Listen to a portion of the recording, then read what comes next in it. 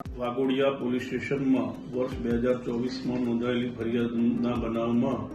આરોપી નરેશ માધુભાઈ નાયકા રહેવાસી ઉમરકોટ તાલુકો નસવાડી જિલ્લો છોટાઉદેપુરનો 17 વર્ષની સગીરાને તેના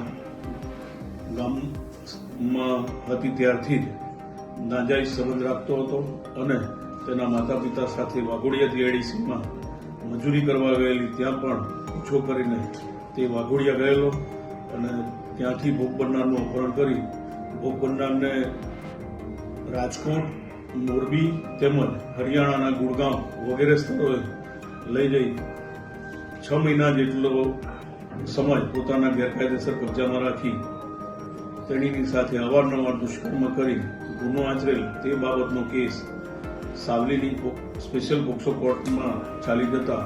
આરોપી નરેશ માધુભાઈ નાયકા રહેવાસી ઉમરકોટ તાલુકો નસવાડી જિલ્લો છોટાઉદેપુરને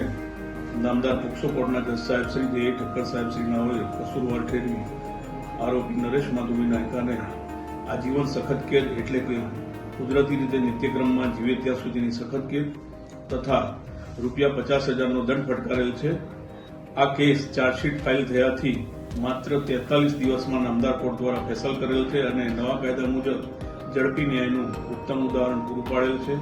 આ કેસમાં ગુજરાત વિક્ટિમ કોમ્પન્સેશન સ્કીમ મુજબ પીડિતાને ₹4 લાખનું વિક્ટિમ કોમ્પન્સેશન ચૂકવવા